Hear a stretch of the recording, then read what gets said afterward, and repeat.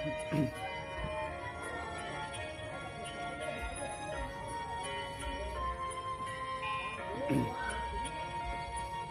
្មតាមនុស្សមានចិត្តស្មោះតែងតែក្នុងការគិតថាត្រូវធ្វើយ៉ាងម៉េចដើម្បីមនុស្សជាទីស្រឡាញ់ស្នេហាខ្ញុំកុំសត់ណាស់តាំងពីចាប់ផ្ដើមប៉ុន្តែយើងប្រឹងតស៊ូណាស់ខំប្រឹងផ្លាស់ប្ដូរជីវិតពីក្រខំទៅមានបានតែការខំប្រឹងព្រំយ៉ាងបានមកហើយប្រែគ្មាននៅសោះលោកកាអញ្ញន្តិធោឲ្យយើងប្រត់ប្រាំងមានទ្រមានយូរអូនក៏លីចាលោកគេ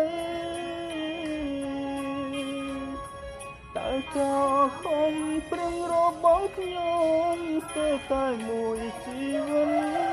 តែក៏ពឹងចុងក្រោយខ្ញុំបានអល់វីដើម្បីមនុស្សខ្លួនស្រឡាញ់គឺគុំទាំងយុគថ្ងៃដល់ពេលជោគជ័យហើយអ្វីគ្មានវត្តមានអូនឲ្យរួមទុំជាមួយគ្នាបានតែមិនអាចរួមសងសានចង់ផ្ដល់ក្រុមយ៉ាងចង់ឃើញស្នាមញញឹមដេញចាំចាំចោលបងលេងបងខ្ញុំស្រែករកមុនគិតយូរទ្រពធុងអ្នកជួយខ្ញុំលេងបានហើយ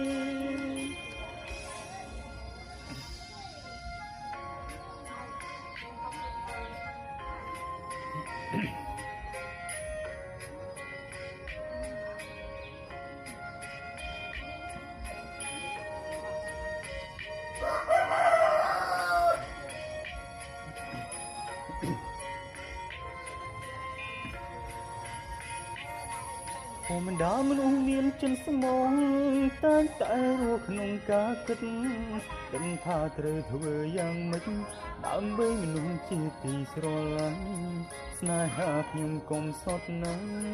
តាំងពីចាប់ផ្ដើមប៉ុន្តែយើងប្រឹងតស៊ូណាស់ខំប្រឹងផ្លាស់ប្ដូរជីវិតពីក្រអកសន្តិមានបានតែការខំប្រឹងគ្រុំយ៉ាងបានមកហើយប្រាគ្មាននៅសោះលោកកាអង្គយន្តទេធោឲ្យយើងប្រត់ប្រាំងមានទ្រមានយូរអូនក៏លីចាលោកគេ